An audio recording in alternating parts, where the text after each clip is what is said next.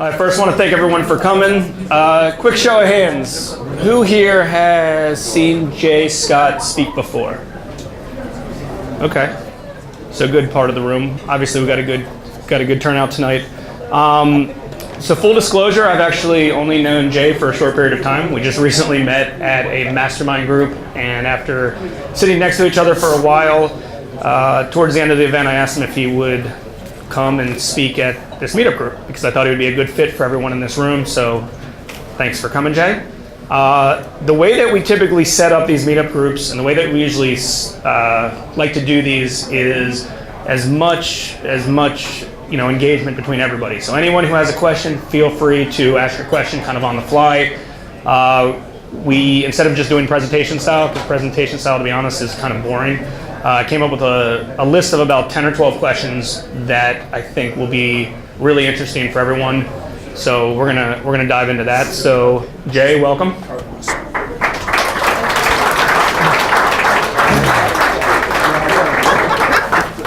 So what we're gonna do is maybe about a 35 or 40 minute segment. Then we'll take a quick break and then we'll finish it up.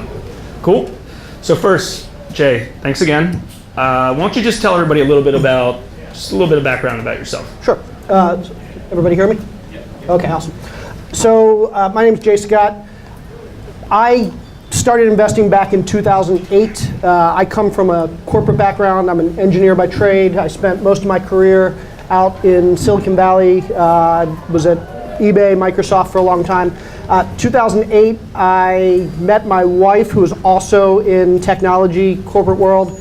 And in 2008, we decided to get married, and she was working a good 80 hours a week. I was working a good 80 hours a week. We decided it wasn't really conducive to having kids and starting a family. So in 2008, we moved from California back to the East Coast. We settled in Atlanta, where neither of us had any family, neither of us had lived there before, but we decided it was a good enough place. It was a little bit closer to our families, and we figured we would figure out what we were going to do next. Neither of us had done anything in real estate before. In fact, it wasn't until we moved to Atlanta that either of us ever purchased our first house. About 2 months after we moved to Atlanta, I was watching HGTV one day, and my wife comes down, yes. And this is back when all HGTV showed was flipping shows, unlike today when, I guess it hasn't changed.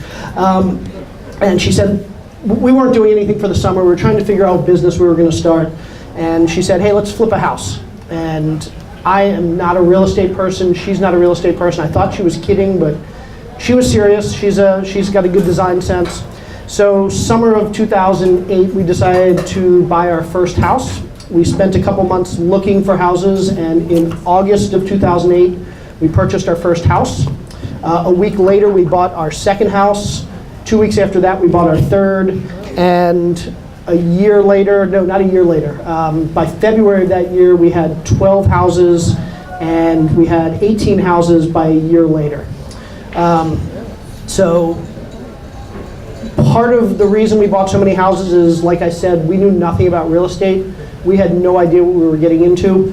So anybody that was investing back in 2008 knows that buying houses was really, really easy back then. Finding quote-unquote great deals was really easy. You could basically bring up the MLS, throw a dart, and whatever it hit was probably a decent deal. So we hadn't yet started to sell houses when we had bought our first 4 or 5 or 6. So that was part of the reason why we were able to scale so quickly, because we were naive. We had no idea. We thought, this business is easy. Look at all these great deals that we were running the 70% rule or whatever formula we were using back then. It's like, every house is a great deal. Why isn't there a lot more competition? Then we started trying to sell houses, and we realized why there wasn't a whole lot more competition. But we did 18 houses our first year. After that, my wife, who luckily is a brilliant marketing person, great at building relationships, she was able to build some great relationships with agents in the Atlanta area, and we started to build a brand around our houses. So we were buying houses literally $30,000, $40,000 in B+B areas. These were single-family homes that a year earlier were selling for $150,000, $160,000, but Atlanta got hit pretty much as hard as any place in the country. So we were buying $30,000, $40,000 homes that we were reselling for $90,000, $95,000, $100,000. And there were no other rehabs in the county that we were working in. So basically any buyers who were coming in looking for a house, they either could buy a foreclosure that needed to put in a lot of work, or they can buy one of our houses, which again, B area, 3-bedroom, 2-bath, 1,400 square foot house for $95,000. So we actually found that selling houses, once we figured out the process, once we figured out the tricks, wasn't that tough. Yeah, I was going to say, walk us through maybe the first deal or the second deal that you did, because usually, I talk to a lot of real estate investors, and typically the advice that I have is do your first deal, see the whole thing through, let's see how it works out, and then move on to the next one. Obviously, you didn't have the opportunity to do that because, like you said, you were naive to the whole situation. So by the time you even went to sell the other one, you had 18 other ones going on. But maybe walk us through where you found the property, how you got it financed, what happened with construction. Did you go over budget? Did you stay on budget? Yep. And maybe the timeline, how long it took until you flipped it. Yeah. So I mentioned that we bought several houses before we realized what we were doing. And that's good, because had we gone through the whole process with the first house, we likely never would have bought a second. The first house, we made pretty much every mistake you can make. There was a wholesaler who pressured us to buy a house for what we knew was going to be more than we should have paid. We set a maximum price for the house, I think at $52,000. We ended up paying $63,500. We ended up spending about 4 months doing what is today would take us about 2 or 3 weeks in rehab. Rehab budget was about $18,000. We spent $32,000. We tried to sell the house. We listed the house. I don't remember exactly what we listed it for. I think it was somewhere around $100,000, $105,000, $110,000, whatever it was. House didn't sell in about 2.5 weeks. And so we got scared and said, we're never going to be able to sell this thing, so we decided to rent it. So even today, 2.5 weeks isn't something to be concerned about. Back in 2008, when average inventory was sitting on the market for 6, 8, 10 months, it's pretty funny to think back that in 2.5 weeks we were so scared that we ended up renting the house. We rented the house for 2 years. We did a lease purchase. The tenants that were in the house left in the middle of the night. They took all their stuff, disappeared. House was vandalized. We didn't realize they left in the middle of the night, and 2 weeks later we realized that they had left when we couldn't get in touch with them. They hadn't paid their rent, and the house was vandalized, so we had to do a second renovation. This one was bigger than the first. So basically we overpaid for the house. We spent about $60,000 too much on the renovation. We held the house for about 2.5 years longer than we expected. And ultimately, the increase in the market back in around 2011, 2012, when we sold it, saved our asses a little bit, and we ended up making about a $2,000 profit on that first house. And see, everyone makes mistakes. Question real quick, go ahead. So the question was, where did I get the money? We did the first deal in cash. So we actually had over $100,000 sunk into that house for about 2.5 years. But in the first year, we used pretty much every type of finance that was out there. So we bought the first one cash. Second one, we got a conventional loan, which looking back, I don't know how we did that. We actually had to do repairs to the house before closing in order for the lender to close on the house. So don't ever do that. We used a portfolio loan. We used a hard money loan for another one. We did private money for another one.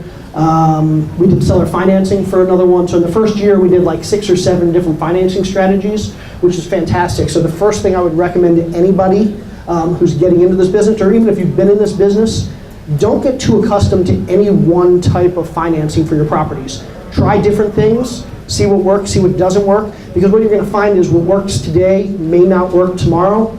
Back then, what we found was that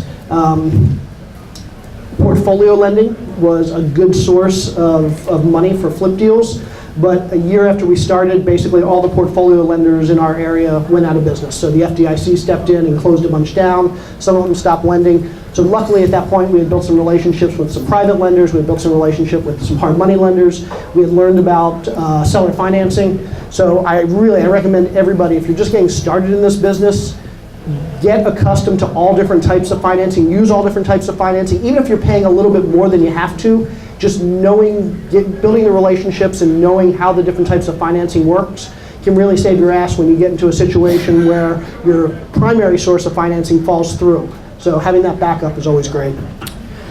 What would you say is your favorite business model inside real estate? So inside real estate, you can wholesale, you can flip, you can build new houses, you can do rentals, you can lend, subject tos. Like, what would you say works best for you? Yeah, so I am probably the laziest person in this room. So my preferred business model is whatever is going to make me the most money for the least amount of work. And so that's actually served me very well over the last several years. I know a lot of people who go into this business and people look at me and they say, oh, Jay Scott, he flips houses. He's flipped 400 houses at this point, and that's what he does. I don't think of myself as a house flipper. I think of myself as an opportunist. So in 2008, we started buying REOs off the MLS. It was really, really easy to buy REOs off the MLS. And so we did that for a couple years. Beginning or middle of 2010, my wife looked at me and said, it's getting harder to find deals in the MLS. What are we going to do next? And so we sat down, we talked about it, and we realized, well, based on where the economy was going, based on the trends we were seeing, we thought short sales were going to be the next big opportunity. So we started doing short sales, and 6 months later, there were a ton of short sales in the market. And we did short sales for about 2 years, buying and flipping short sales. 2013 rolls around, and we start to feel that short sales are drying up. So my wife and I sit down again, and we notice that there's a lot of infill lots on the MLS, basically either empty lots or tear downs. And so she said, we need to figure out how to do new construction. So 2013, we learned how to do new construction, and for about 2 years, it was basically free money. So no competition, nobody wanted to do the big rehabs. Everybody was starting to do the short sales. Everybody was looking for the paint and carpet rehabs, and nobody was doing the big rehabs like the additions. Nobody was doing the new construction, so we did that for a couple years. So basically, we're always looking for the next easy thing. And so, again, if I'm going to make a recommendation here, too many people get locked into the mindset of, I'm a flipper, or I'm a wholesaler, or I buy and hold, or I do apartments, or I do notes, or whatever it is. And there's nothing wrong with that. It's great to be an expert in whatever you're doing. But if you think of yourself as a business person first, you're going to look for the opportunities. You're not necessarily just going to look for the flips. If you think of yourself as a flipper, what are you going to do? You're going to look for flips. If you think of yourself as a wholesaler, you're going to look for the wholesalers. I think of myself as an investor. And so I'm always looking for good investments.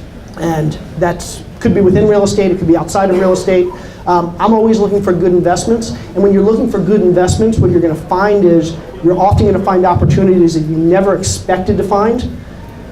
But because you're open to them, they're going to pop out at you. And we found that our business has kind of pivoted basically every 2 years since 2008, and because we're open to figuring out what the next big thing is and what the next big opportunity is.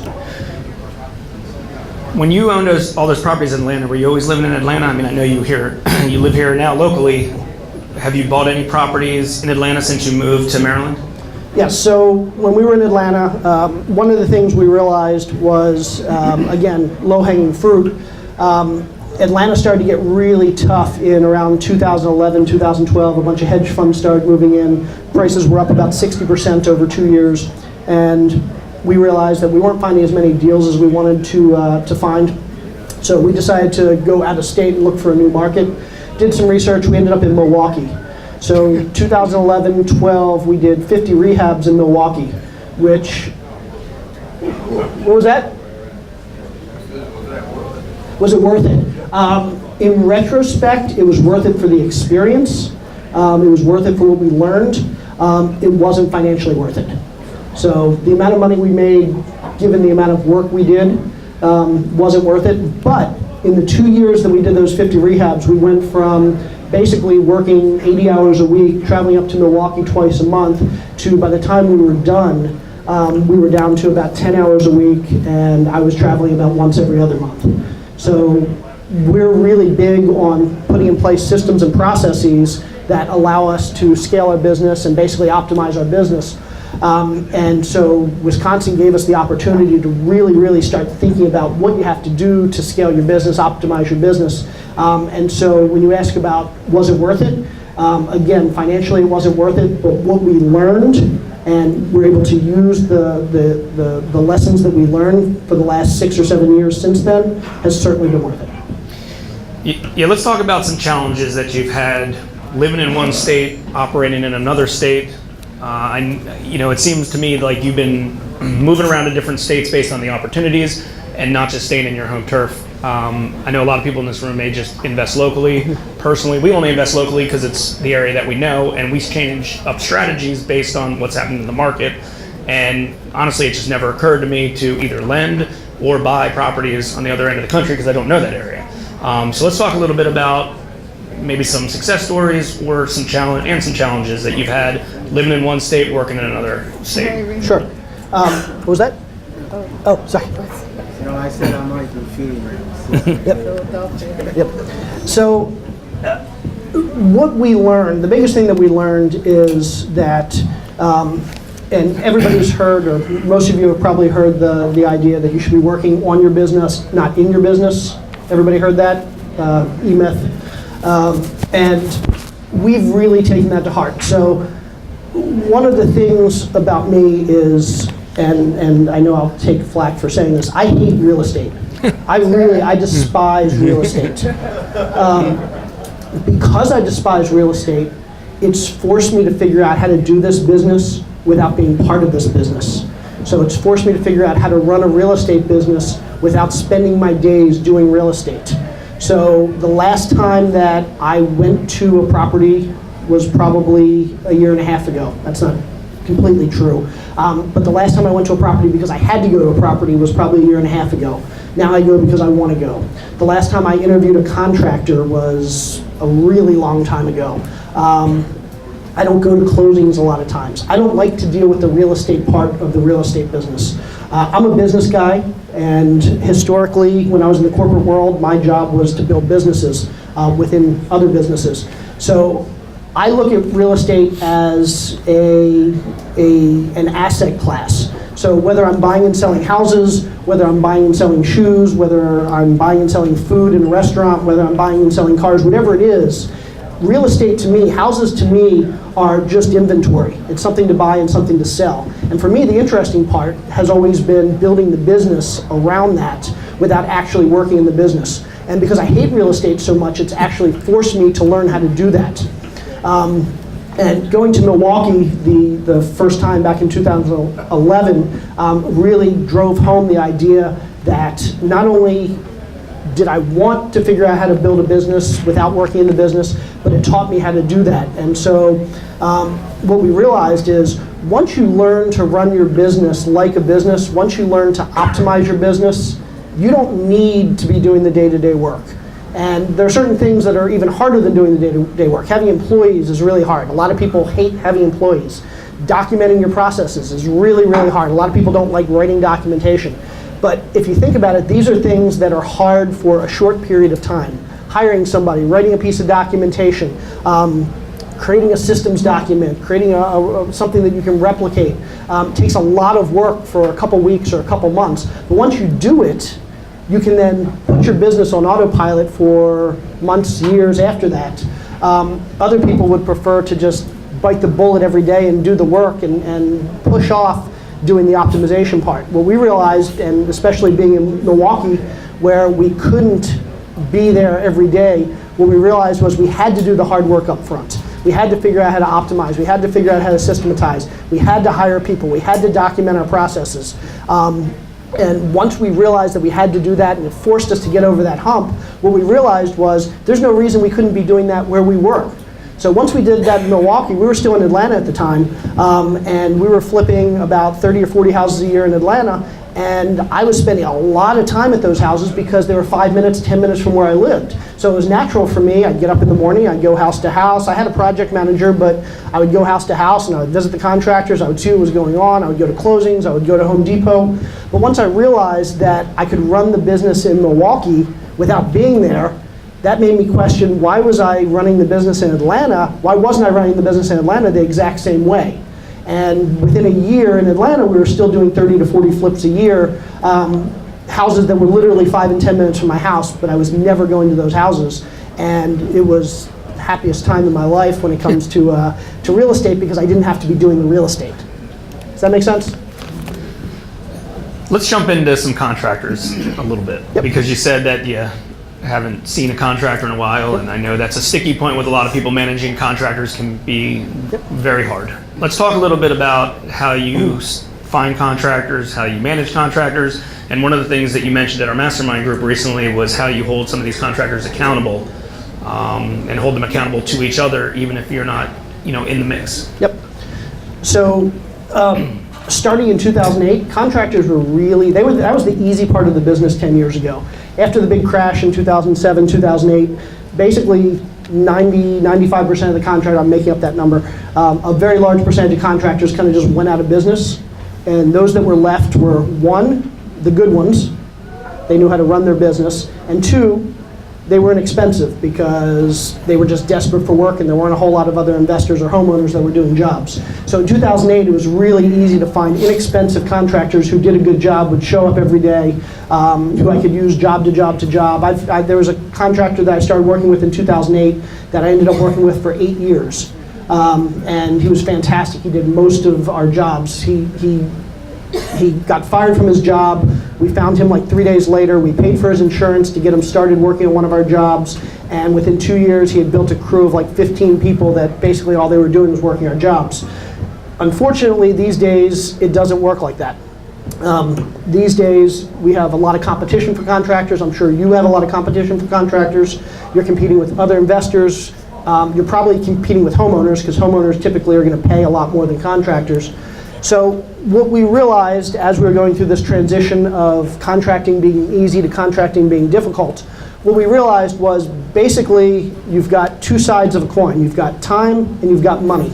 And you need to decide when it comes to contractors, do you want to spend a lot of time managing your contractors, making sure things are going well, or do you want to spend a lot of money hiring contractors that don't require you to spend a lot of time? And so everybody in this business, I mean, they always say there are three things, better, faster, cheaper, pick two. And contractors are certainly that way. You can have two of those things. You can have better and faster, you can have better and cheaper, you can have cheaper and faster, whatever it is, but you can't have all three of those things. So for us, we always had to decide what was most important to us. And for us, quality, we're never going to compromise on, so better was always one of those. And so we had to decide what was more important, faster or cheaper.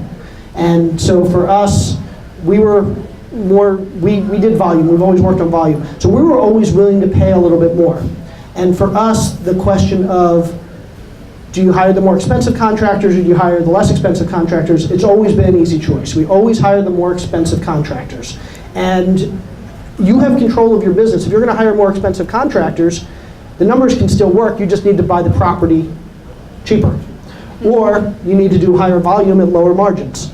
So for us, that was the trade-off. Now I know other people who all they care about is cheaper. And they're happy spending 80 hours a week managing their contractors. They're happy sacrificing quality.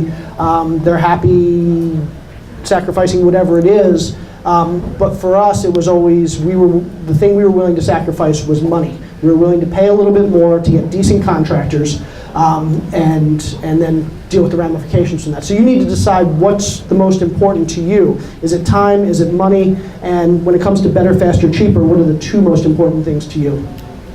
That said, there are some things that we do to make our lives easier. And this is especially easy when you have contractors that are responsible adults. So one of the things we do is we make sure that all of our contractors know each other.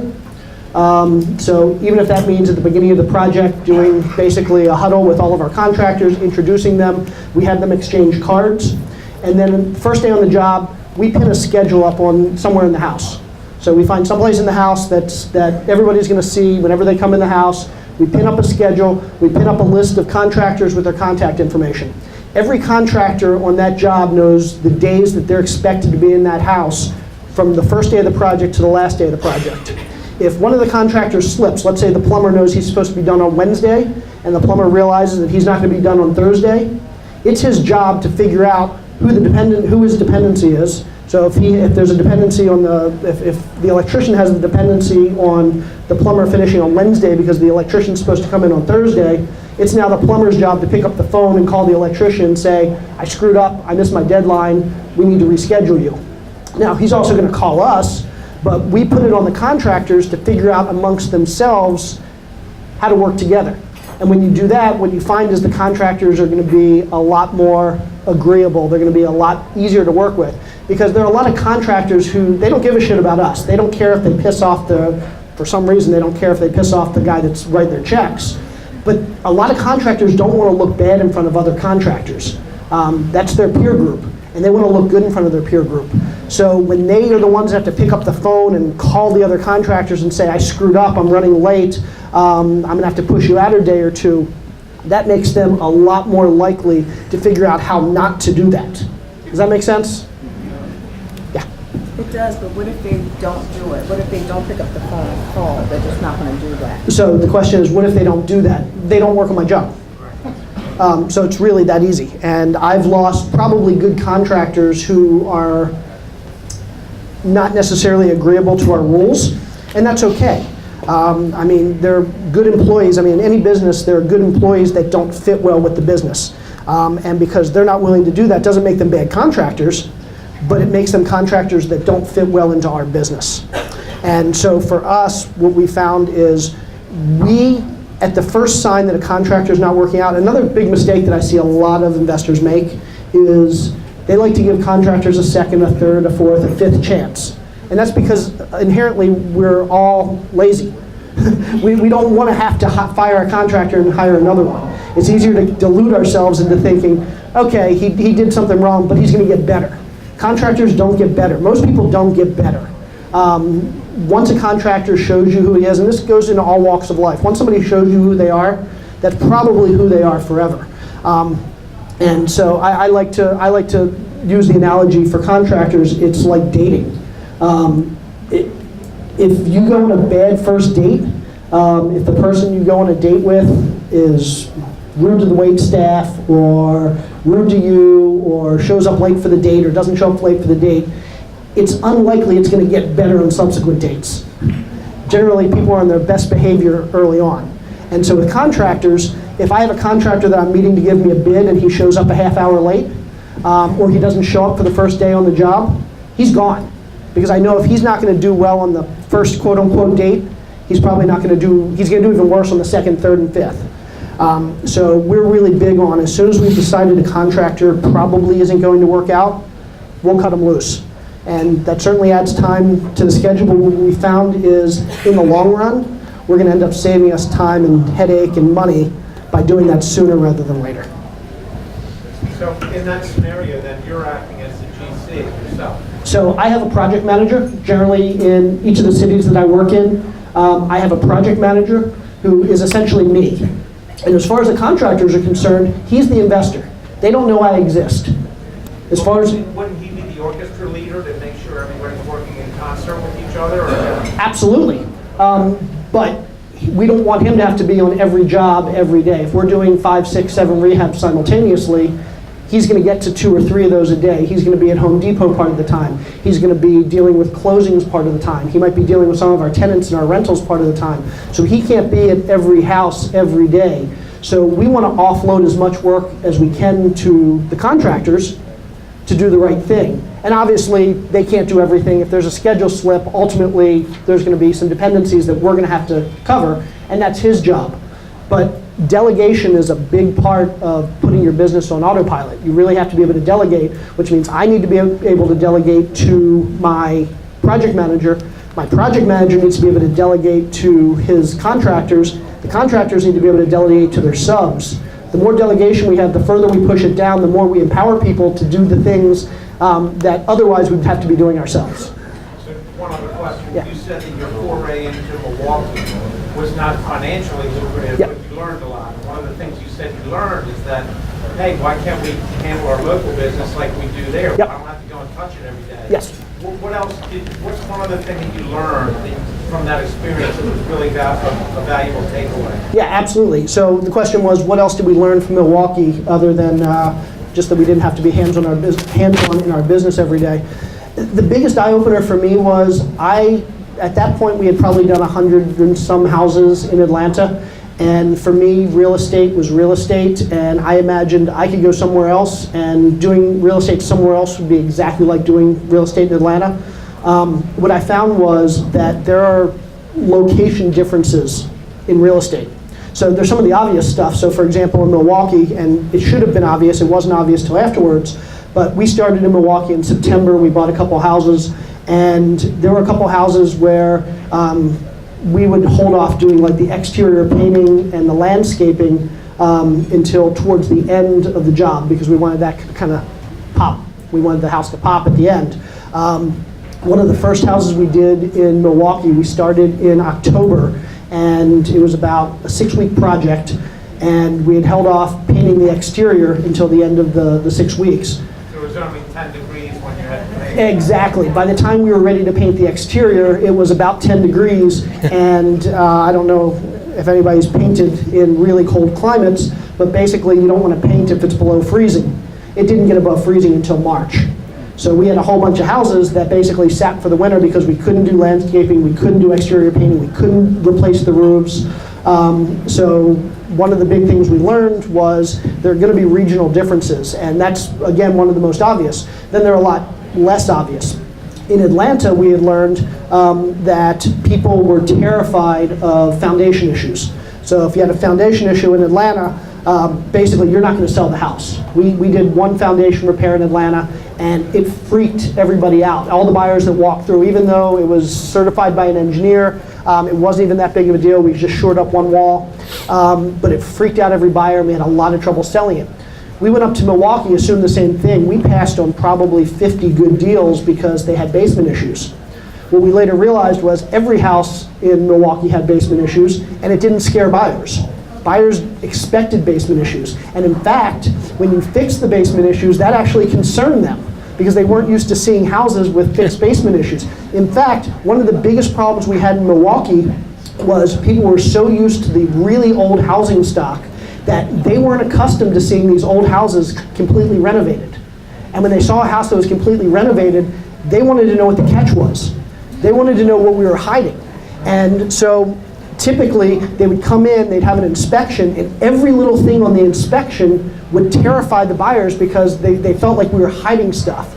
And so what we found out was that in Milwaukee, and this is one of the main reasons that we left, in Milwaukee, there just wasn't a good buyer demographic for completely rehabbed houses.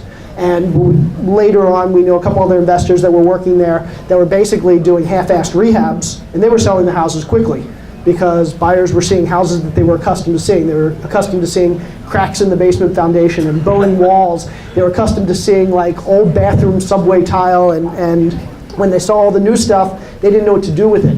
And so that idea of a regional difference was huge. Contractors were very much different in Milwaukee. So we were accustomed to contractors basically going job to job. So we could motivate them. We could tell the contractors, we finish this up on schedule by Friday, we've got another one starting on Monday. But we found out that in Milwaukee, basically contractors had more work than they knew what to do with from March to October. But November to February, they had no work. So November to February, and this is when we started in the fall, we had no problem finding contractors. But come the spring, all the contractors that we were trying to motivate by giving them more deals, they didn't need our work. So we spent the summer looking for contractors, and then we spent the winter not being able to do anything because of the weather.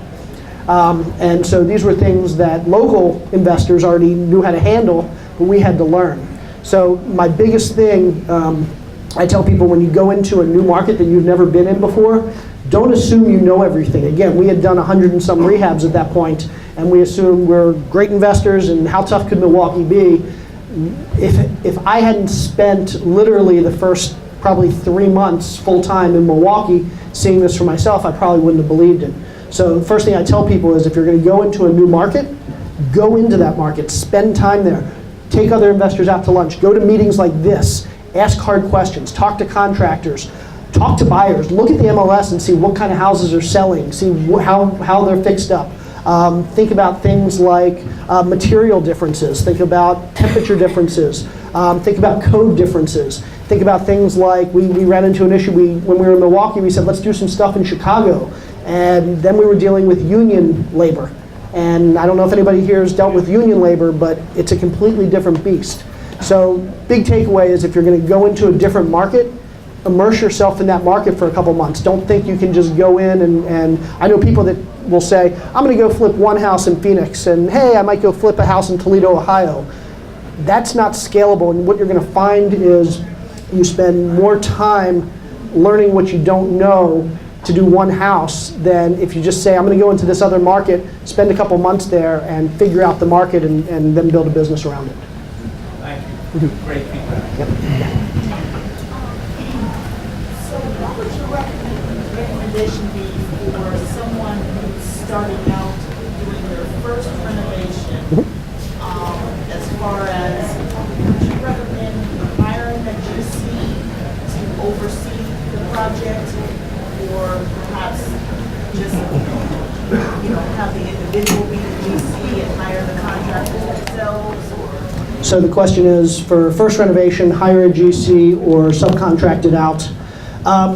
So it really depends on what you're good at and what you want to be doing. So if you work a 9 to 7 job, if you're working 10 hours a day and you're not going to have time to be at the rehab, hiring subcontractors are going to be tough because somebody needs to manage them. So in that case, hiring a GC might be better. GCs are more expensive, so you need to make sure you have a deal that supports the extra cost of having a GC. How much do you know about renovation? How much do you want to learn about renovation? What I found was hiring subcontractors was the best way for me to learn about renovation, because basically what I would do is, this is how, so a lot of people ask me, and maybe this is a good time to talk about this, a lot of people ask me, I want to get into the business, I don't know how to figure out what needs to be done and how to estimate rehab costs and all that stuff. Anybody here in that position where they want to learn how to estimate? And a few of you, okay. So I apologize to the rest that have to listen to this. Here's the way I recommend to anybody if you want to learn this business inside and out.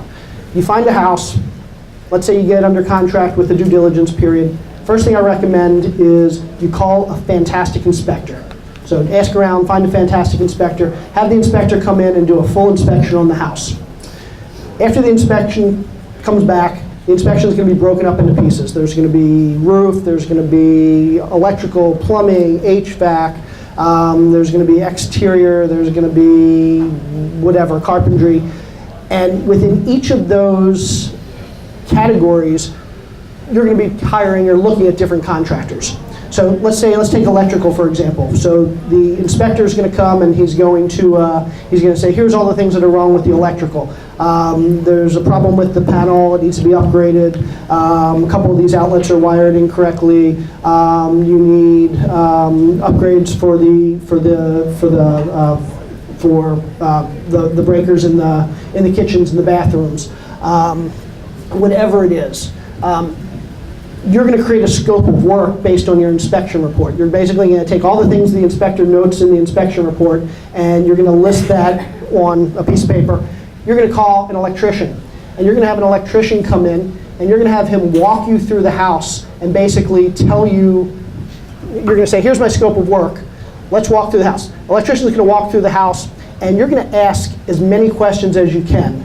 So he walks over to the breaker box and he takes the panel off and he's looking at it to verify what the inspector says.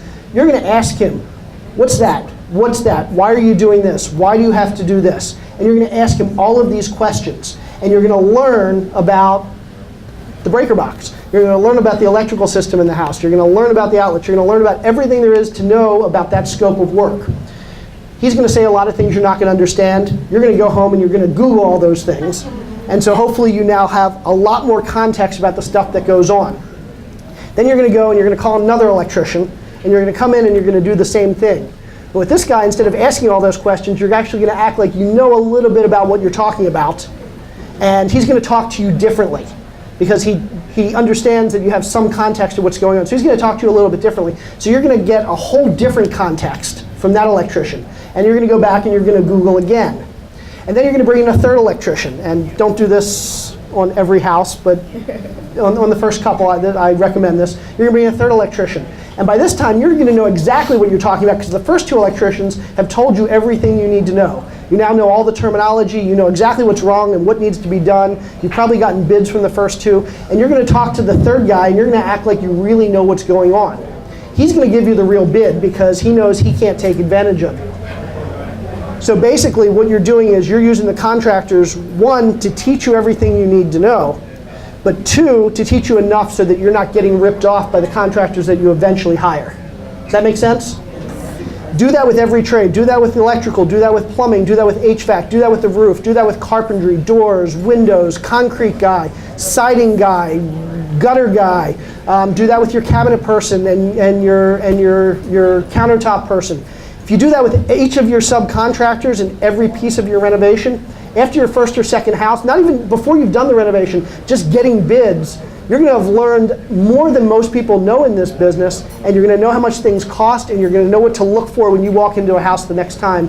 And the next time you hire an inspector to get an inspection, he's going to come back and give you an inspection report. You're going to say, I know all this stuff because I've learned it all in the last house. So does that make sense? And I would say take care of your contractors. Don't take advantage of them. Don't spend 2 hours if you're not going to seriously consider their bid. Maybe offer to pay them for their time if they do that, because I'm not a big fan of taking advantage of people. But by the same token, use it to your advantage. Go ahead, right there. How do you structure your contract to keep the contractors on time and within budget? So how do I structure my contracts to keep contractors on time and on budget? There's nothing you can put in a contract to keep your contractors on time and on budget. So keeping a contractor on schedule and on budget, there's a couple things. Number one is you need to know enough to know that the schedule and the budget that you've committed to with the contractor is realistic. I know plenty of people here who, I'm sorry, I didn't mean to say here. I know plenty of investors that I've worked with in the past who will come to me and say, I found a contractor, he's basically willing to do the work for less than the materials. How awesome is that? And the first thing I say is, well, it sounds awesome, but ultimately that's not the price you're going to get, because I don't know too many contractors that are going to walk off the job taking a loss. So you need to know how much it should cost. You need to know how long it should take. And until you know how much it should cost and how long it should take, you're not going to be able to realistically assess whether your contractor is doing it. Once you know how much it costs and how long it should take, then it's just like anything else. You need to be on top of things. If you know a contractor is doing a 4-week job, then you need to know that after the first week, what's a quarter of that job look like? And is he a quarter of the way through after the first week? And after the second week, is he halfway through? What I've found is most contractors, and here's the thing, most contractors, most people are pretty consistent. And so what you're going to find is if you use a contractor and he is off on his schedule by 50%, if you hire him again, he's going to be off on his schedule by 50% that job too, and the third, and the fourth, and the fifth. So what I like to do is, and again, time is not the most important thing to me, quality is the most important thing. If I see that a contractor says it's going to take me 2 weeks and it takes me 3 weeks, there's a 50% margin. The next time I hire that contractor and he tells me it's going to take 4 weeks, I assume 6 weeks. So I don't expect the contractor to get better. It's my job to know what's realistically going to happen and to modify my world around what's most likely to happen than to say I expect him to change. Contractors, people don't change. So the first time you use a contractor, it's going to be eye-opening. Expect that they're not going to keep the schedule. But if their schedule's tripled, the next time their schedule's going to be tripled, and the next time their schedule's going to be tripled. So when it comes to budgets, unless you can do a better job of managing. But typically there's not a whole lot you can do if you're on top of them. It is what it is. In terms of managing budget, a couple things. I like to always buy my finished materials. So I'm going to buy things like doors and windows. I'm going to buy light fixtures and plumbing fixtures. I'm going to buy cabinets. I'm going to buy countertops. I'm going to buy appliances. These are things that I know my costs of perfectly because I'm buying the same materials for every rehab. And so the only variable cost, as far as the contractor is concerned, is labor. And typically for labor costs, if a contractor says it's going to take 2 weeks, and I believe it's going to take 2 weeks and he's going to be working full time, that's 80 hours. If he tells me that he's going to charge me $4,000, I can do the math. 80 hours, $4,000, that's $50 an hour. Is that reasonable for this contractor? If it's an artisan contractor, $50 an hour is probably not reasonable, and I can expect I'm going to get a bigger bill at the end. If I'm hiring a carpenter, well, $50 an hour is pretty high for a carpenter around here. So if he's charging me $50 an hour or $4,000 for what he tells me is 80 hours worth of work, I expect that I'm not going to pay any more than that, and I'm not going to pay any more than that. So you need to do a sanity check on what the contractors are charging you. If a contractor is telling you he's going to take 2 weeks and he's charging you $300, it's your fault if you believe that, because ultimately that boils down to about $5 an hour, and we all know that's not realistic. One more quick thing before we take a quick break, just to clarify. So, you went from before barely even buying a house, just to scaling to have tons and tons of properties in a few different areas. Before you really dive in though and hand these things off to project managers, I'm assuming you're super hands-on first. You're setting up the system, you're going in, you have a whole machine in place. After the whole thing's set, ready to go, then you're handing it off to a project manager. So it's not like all of a sudden someone here that doesn't have a ton of experience doing a lot of deals, say, cool, I'm going to go in and I'm going to go buy 1, 2, 3, 4, 5, 6, 7, 8, 9, 10 properties, and I'm going to hand it off to a project manager, pay a GC, and they're just going to handle it all. It's not that simple. You're really going, you're getting your hands super dirty, you're understanding it, you're the expert, and then you're slowly handing it off to the right person. Yeah, so if you guys want, when we come back after the break, I can run through some of the tips I have for how to optimize and scale your business. But the general answer to that question is absolutely. You need to know how your business needs to be run. You need to define how your business should be run. And while you might not need to know how to trim out a door, first thing came to mind, sorry. You need to have a general idea of what that looks like so that the person you're hiring to manage that, you can make sure he or she is doing the right thing. When I started, again, I knew nothing about construction when I started. I hired my first project manager probably about a month and a half after I started. I still knew absolutely nothing about construction. So what we did was for about 6 months, and literally this was 6 months every day, 8-10 hours a day, my project manager and I worked together. We would drive from house to house, we would drive to Home Depot, we would go to closings together. We were learning the business together. And so by the time he went off on his own 6 months later, I knew what his job was because I had been doing it with him. And we had started documenting his job, and we had laid out guidelines and processes around how he was going to do his job. So it was a lot of time and a lot of work. Even after I knew all that, so the first time we hired a project manager far away, so Milwaukee, I went out there and I spent 3 weeks in Milwaukee basically doing the same thing. At this point, I knew how to do the job, but I was just making sure he knew how to do the job, and he knew how to do the job the way I wanted it to be done. So we can talk about hiring project managers if you want, but general rule of thumb is a lot of people look for somebody that has a lot of construction experience as their project manager. My recommendation is find somebody that has good time management skills, somebody that's organized, somebody that has good general management skills. Even if they knew nothing about construction, it's a lot easier to teach somebody about construction. Construction's not rocket science. It's a lot easier to teach somebody who's a good manager about construction than to teach somebody who's a good construction person about management. So for anybody that's actually looking for a project manager, look for somebody, don't necessarily look for somebody in the real estate world. Look for somebody outside the real estate world, because learning the real estate stuff's easy. Good stuff, good stuff. All right, let's take a quick 5-minute break because we're going to talk a little bit more about that. I want to jump into some new construction and also what the current state of our local real estate market is as well. We're going to start off talking a little bit about new construction versus regular renovation. So, Jay, let's jump in a little bit related to maybe some pros and cons of new construction versus just renovating a regular house. And then maybe also talk a little bit about projected profit margins for both of those types of projects. Sure.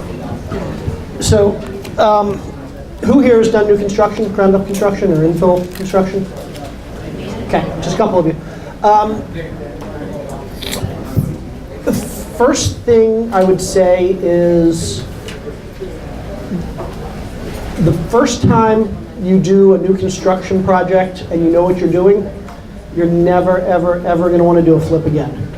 So new construction is immensely easier than doing flips, especially doing big flips.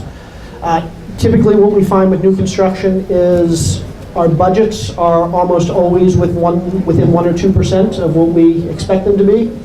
Our schedules are typically at least once for the actual construction piece, typically within a week of what we expect it to be. Our resale values are typically within 1% or 2% of what we expect them to be.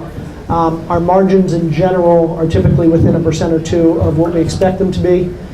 And I don't know about you guys, but I've had plenty of flips where I lose sleep at night, like worrying about what we're going to find the next day or how we're going to deal with what we found the day before. Typically in new construction, you don't have those issues. New construction is fun and I don't want to say it's easy. Once you learn it, it's easy. Flipping, once you learn it, every house is still a potential challenge with potential problems. New construction, once you learn it, you rarely run into problems that you don't foresee. So that's the pros. I'm a big fan of new construction. On the con side, typically, and this goes into profit margins, typically what you're going to see is lower margins for new construction. So for us, we're seeing somewhere in the 15 to 18% margins for both our flips and our new constructions, but that's not annualized. Our flips typically take 3 months, 4 months. Our new constructions typically take 9 months, in some parts of the country 12 months or 16 months. And so if we're seeing 18% on new construction in 9 months and we're seeing 18% on a flip in 3 months, the annualized obviously is a lot better on the flip. In addition, these days, new construction was really easy for a couple of years. It was really easy to find infill lots. It was really easy to find development lots that were never sold. These days, finding infill lots is near impossible, so you need to find basically tear down type deals to do new construction. So it's a lot harder to find good new construction these days. If you want to do new construction in volume, it's very difficult to find land these days to do subdivisions, at least in the parts of the country that I work in. Certainly it could be easier in other places. But if it were up to me, I would do new construction any day over a flip, but they're a lot harder to find, and these days the profits aren't as good. Questions about that? When you were doing sorry, most of your new constructions, were you trying to do subdivided lots where you built multiple houses, or just one-offs wherever you found them? Yep. So for the most part, we've done a couple real small subdivisions, 2, 3, 4 houses, and I guess they were more subdividing a piece of land that we bought, as opposed to buying a big piece of land and planning it out ourselves. For the most part, we've bought infill lots with old houses on them, torn the houses down, and built from scratch. And when you were going over those percentage returns, the projected ones, is that based off of the total cost of the project? Like, talk us through about how you're calculating that. Yeah, I'm sorry. So when I say margin, for any of you finance people out there, I'm not really talking about margins. The way I calculate my margins is the all-in cost purchase plus our holding costs, so taxes, insurance, lawn care, plus our hard costs, which is actual ground-up construction costs. So add all that together and divide it by the resale price. That's how we determine our quote-unquote margin. Again, that's not really a margin, but that's how we determine our return on investment. So if we're borrowing all that money, we might not have any of our own cash in there, but I still calculate the return on investment the same. But I will add in the interest payments into our holding costs to get our quote-unquote margin. You have a question? Why are you calculating the new builds to take so much longer? Is that because of permitting or? So the question was, why do the new builds take so much longer? Typically speaking, the construction phase, so for us, a typical new construction takes about 5 months. A typical renovation for us takes 6 to 7 weeks. New construction takes longer a lot of times because you have excavation work, which can take a while. You have concrete work, if you're doing basements. Concrete work can take a good bit of time if you do it correctly. A lot more inspections, so depending on where you're working, sometimes you have to call an inspection days or even weeks before you expect the inspections. Just a lot more moving pieces and a lot more work to do.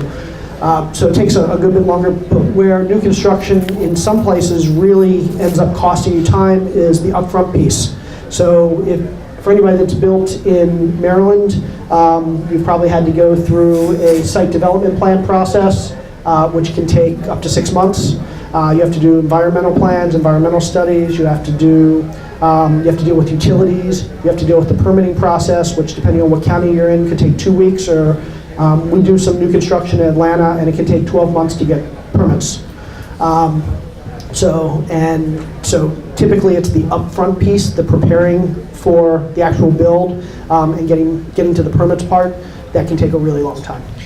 And what type of financing do you typically use for the new construction stuff? It seems, that it's pretty easy to get financing for your typical fix and flip. Yep. Walk us through maybe that process. So what I found is that financing for new construction can be really tough through the same channels that you get financing for flips.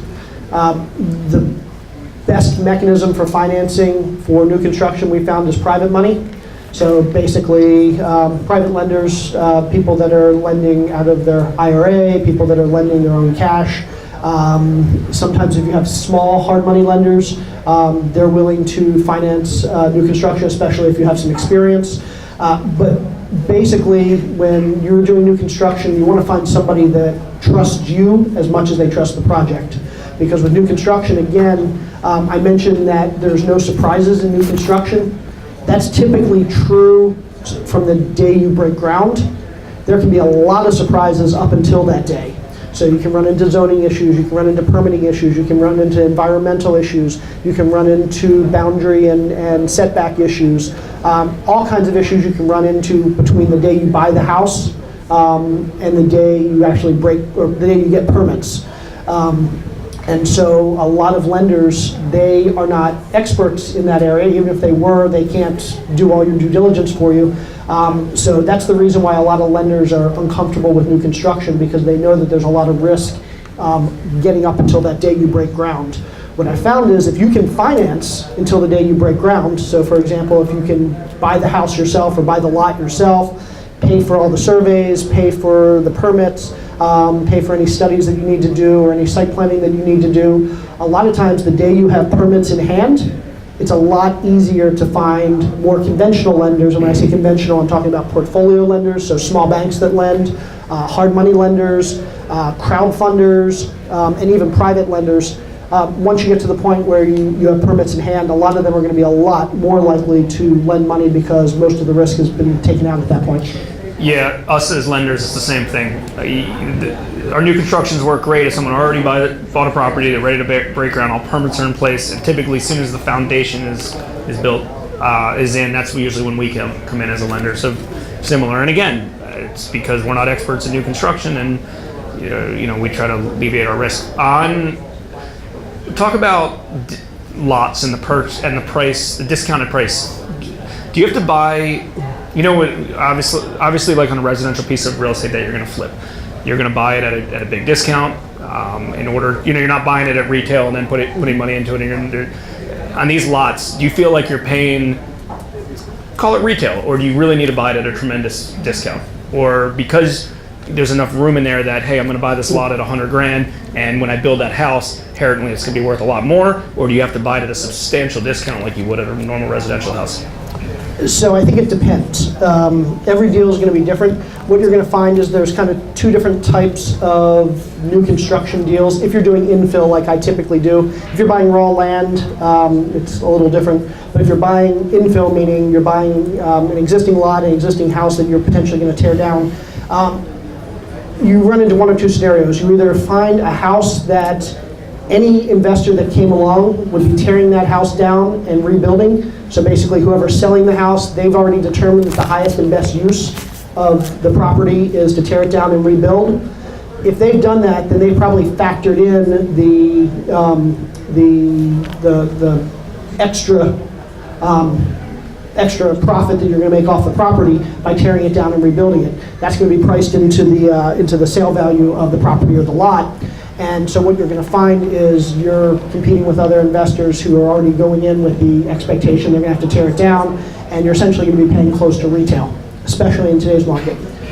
On the other hand, there are a lot of times that we'll go in and the seller and even other investors are looking at a particular property and they're thinking the highest and best use of the property is to just renovate it. So they're not thinking of any other exit strategies. They're not thinking do an addition. They're not thinking tear it down and rebuild it. But when you run the numbers, because they're not thinking about it, because the homeowner is not thinking about it, when you run the numbers and you realize that by putting in an extra $200,000 for new construction, we can then make this, we can increase the value by $400,000 because it's being comped against new construction. Suddenly you realize that the quote-unquote retail value is actually far below retail because the seller and other investors don't recognize the highest and best use of the property as a teardown. So we really like those houses that don't necessarily look like teardowns, but when you run the numbers and you realize, wow, as a teardown, these numbers really work because other investors probably aren't thinking that. You want to go real quick? Are you doing new construction in Maryland? So we've done a couple new construction projects in Maryland, not much. We've done 2 in Howard County. And I would love to be doing a whole lot more in Maryland, but it's just really tough to find anything. So most of our new construction is still in Atlanta. Or one you did, what was your square foot? Question was, what was the square foot price for the ones we did? The first one was our personal residence, and we were at 97 a square foot for medium to high-end finishes. The second one was a spec build, and we were at 93 and change for that one. So I'd say, assume 95 is probably a good number. That is us managing it, dealing with subcontractors, and that's all in hard costs. So if you're managing, are you licensed home builder in Maryland? So, no. I'm not a licensed home builder in Maryland. I did get my MHIC license simply for the fact that when we built our personal residence, I wanted to get a construction loan from a bank, and they required us to have a GC who was doing the build. So I asked them if I got my MHIC license, could I be that GC, and they said yes. So I did it simply for that reason. But no, I don't have my home builder's license in Maryland. And you don't need a home builder's license in Maryland to be the investor for new construction. If you want to be the guy that builds it, you at least need your MHIC license, and all of your contractors need to be MHIC licensed and insured.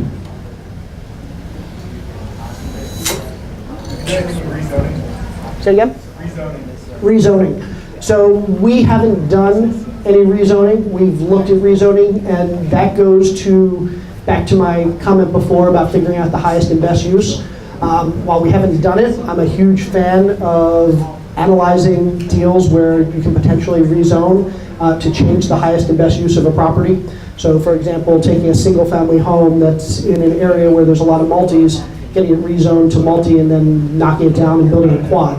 I have a lot of friends that do that sort of thing, and it's tremendously lucrative. So typically, again, I mentioned that a lot of investors aren't looking at flips and considering the potential to knock them down and rebuild new construction as the highest and best use. Even fewer investors actually look at the zoning of a property and ask the question, can I get this rezoned and find an even better highest and best use and make even more money?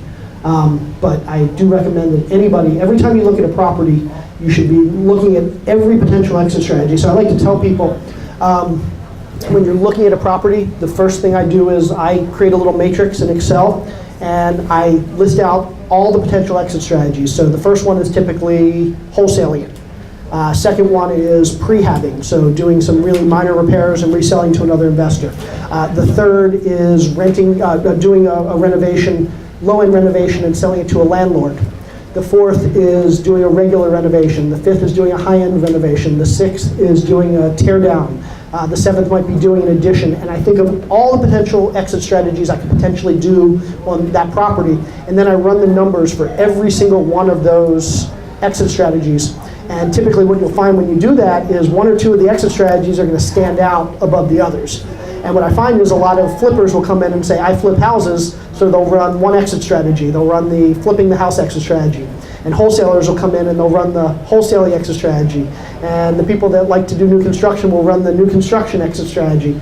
But as a good investor, you should be running every exit strategy on every house, because you might find, yeah, I can make $40,000 renovating this, but I can make $28,000 wholesaling it. I don't know about you, but I would rather have the $28,000 doing 2 hours of work than take the $40,000 doing 50 hours of work. Agreed. That's good advice. One quick question, then I want to talk about your slide that you brought. So if you want to change that up, you can. Who inside your organization comps properties and determines your exit strategy and of what the property's worth? And this is coming from, a hard money lender who, my highest and best use is valuing the assets that we're lending on and determining what I believe the ARV is on these. Like, who's doing that inside your organization? Is that you or is that somebody else? So I'll talk about this a little bit with these slides, but general rule of thumb is I only do the things in my business that generate the most amount of money in my business. My general rule of thumb is if I'm not going to make $1,000 an hour doing it, I don't do it. And there are only a few things in my business where I really feel like I can make $1,000 an hour. And one of those things is making the go, no-go decision on properties. So if somebody makes a bad decision on buying a property, that can potentially cost many, many, many tens of thousands of dollars in worst case. So I like to be the one that's making that final go, no-go decision. Now, I won't necessarily be the one that walks in and does the scope of work and gets contractor bids and gathers all the numbers and does the ARV and gets the comps. That data is all being fed to me by people I trust. But in the end, I'm the person that's going to sit down and do that final calculation of how much money I can make, how long it's going to take, how much risk there is in the project, and then decide if we're going to buy the property or not. Okay, fair enough. Want to talk about that? Yep. Is that the right slide? Yeah, we can start with the slide. So, Mind the way? yeah, no, you're good. So I guess last October, I was very honored. My wife and I were asked to come out to Google to give a Google talk to a lot of the folks at Google who do side businesses, and specifically real estate. And basically they asked me to do a presentation. I said, what do you want me to talk about? And so we went back and forth for a little while. And ultimately they asked me to do a presentation on how to scale and optimize a real estate business for the folks that are working at Google. As you can imagine, a lot of them are probably working 80, 90, 100 hours a week. But a lot of them are also trying to do real estate investment on the side. And so they asked if we could do a presentation talking about how we've, over the years, scaled and optimized our business.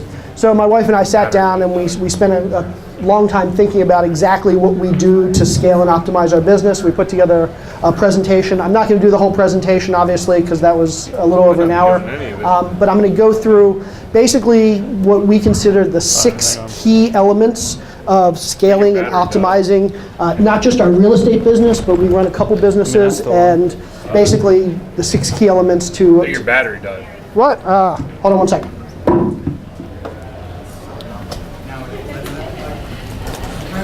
Thanks. Go ahead. Plug this in here. Here, I'll do it up here. Okay, yeah, there you go. Reach.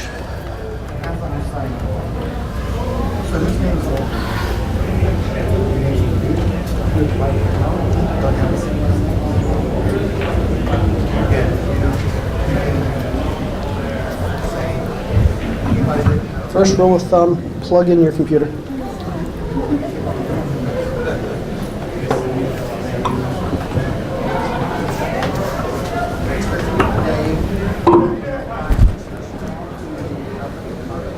Sorry about that, hold on one second.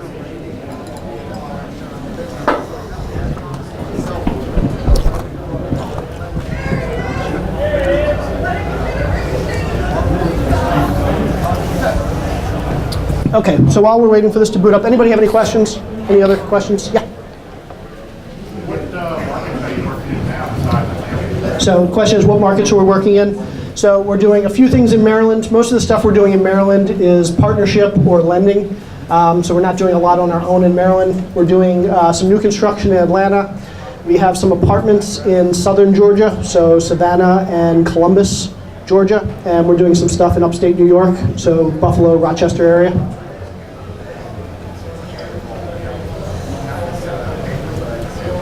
You said the project manager is very like works way out, maybe is it the same as when you first started? So the question is, how do we compensate our project managers? And hold on one second.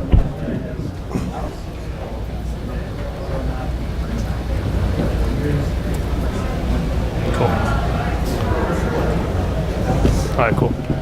So I'm a really big fan of aligning incentives, whether it be my employees or my contractors or anybody that I'm working with. Give it a second, it'll probably come up. Is it because it's on multiple screens? Should I push that button? Man, it was just up there. That's weird. Yeah, but after you reset it. Surgeons or surgeons. There it is. Okay. So I'm a really big fan of aligning incentives. So I'm a big fan of profit sharing for that reason. So I want my We're here for a sec. project manager, I want my contractors, I want everybody to have the same incentives I do and the same goals I do. And so we pay, for project managers, we generally pay a small monthly salary, which we started doing early on, basically just to flatten out the pay that they were getting, because we would go 3 months without a closing and then we do 5 closings. And so we would do a small monthly salary just to kind of even things out. And then my project managers typically get 15% of the profits of the net income or the net profits from any of our projects. And the reason I like that is I want my project managers to have the same incentives I do. I want them to know that if they can bring in a project on budget or under budget, they make more money. If they can bring in a project on schedule or under schedule, they're going to make more money. If they can bring in a project at higher quality, then we can sell at a higher sale price, they're going to make more money. So by giving them a percentage of the profits, they're encouraged to do all 3 of those things. Get things under budget, get things under schedule, and make sure the quality is high. So typically speaking, 15% of the profits, and then some monthly salary. And the monthly salary is the thing that gets adjusted to ensure that at the end of the year, their pay range is about where we want it to go. So if I want to give them a raise, I'll just give them more monthly, which will bring them up. If we're doing more deals in a year so that their salary's going to be bumped up anyway, the monthly might come down, but they're always in a good range, and they're probably more than they'd be making anywhere else. How do you determine your monthly? Just 15% is not. Yep. So the question is, how do we determine the monthly amount? Typically, I'll go at the beginning of the year and I'll say, I'm going to throw out a number, I want to pay this project manager $100,000 for their work. I know that I'm going to do, let's say, 20 deals that I'm going to generate, I don't know, $1 million. Or I guess it wouldn't be that, it would be, let's say, $500,000. And so if they're getting 15% of that, they're making $75,000 off of that 15%. So I want to make up that other $25,000 to get them to $100,000. So they would get $2,000 a month. So generally, the monthly will change each year based on giving them a raise and also based on the number of deals and how much net income we think we're going to make. If we're doing fewer deals than I expected, they'll generally get bonuses. If we're doing more deals than we expected, then they'll just have a better year than they would have. Do you think it's worthwhile to get your project management professional certification? So the question was, do I think it's worthwhile to get project management certificate? I don't know enough about it to say that it's valuable. None of my project managers have ever had it. I haven't had it, so I'm not saying it's not valuable, but nobody on my team's ever had one. Okay, so let me jump in. I'm going to talk about, again, this is an hour presentation that I'm going to kind of reduce down to a few minutes. But I'm going to talk about the 6 areas or the 6 things that we've done in our business over the last 10 years to basically take us from working, which was about 80 hours a week, both my wife and I, to give you an idea where we were. Oops. This is my wife. She'd kill me if she knew I was showing this picture here. This was a year after we started in this business. This was September 22nd, 2009. I know that because it was the day my son was born. That's his head right there. So she's breastfeeding on the phone and doing a deal and on 2 computers. So she is Wonder Woman. But this was the day that she told me that this has to change because her priority was that guy right there and nothing else. So that was the day that we realized that we really had to get things under control, and we started to figure out how we could get from 80, 100 hours a week to where we eventually got to, which was we were still doing 30 or 40 deals a year in 2015-16. I think I was working fewer than 10 hours a week, and she was working even less than that. So once we had to do this Google presentation, we sat down and we thought about what had we done to really scale and optimize our business and get ourselves on track. And so here are the 6 things that we came up with. The first thing that we did was we looked at other businesses and we asked ourselves the question of what are we doing and why are we doing what we're doing? And my wife Carol and I both came from the corporate world. We were both used to having businesses that were very segmented.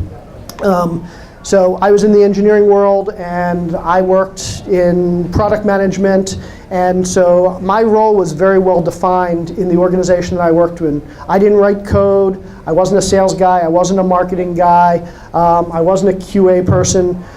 What I did was very well defined, and so I spent my days optimizing my role in the organization at Microsoft. My wife worked at eBay and she spent her days optimizing what she was supposed to be doing. Other people spent their days optimizing what they were supposed to be doing.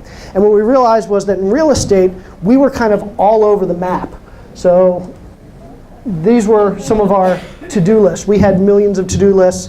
I was doing her job, she was doing my job. We were fighting constantly because I always thought I knew everything about everything. She thought she knew everything about everything.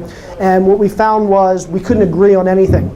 So once we realized that we needed to start running our business more like a business, we sat down. I took sticky notes, yellow sticky notes, and I wrote down basically everything on every to-do list that we had, and I started putting them up on the wall, and I started organizing them. And what I found was I ended up with 4 groups of sticky notes. And basically all the tasks that we did in our business ended up in 4 categories. They were either related to acquisition, which was buying properties. It was related to the rehab portion of the business. It was related to the marketing and selling, the disbursement of the properties, or it was related to raising capital. Basically everything on every one of both of our to-do lists fit into one of these categories nicely.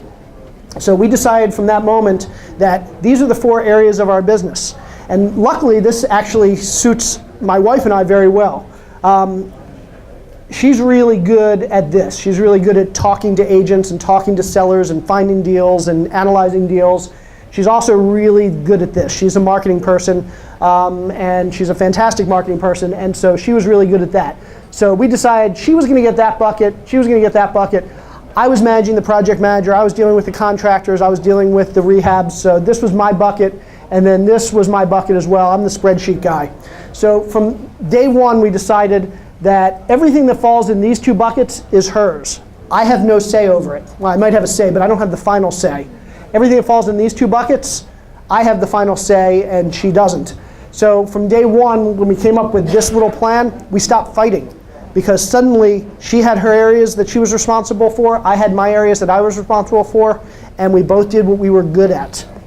So what I like to say is, figure out what your business looks like, and this whole thing is going to be kind of the basis for the other 5 things that I talk about.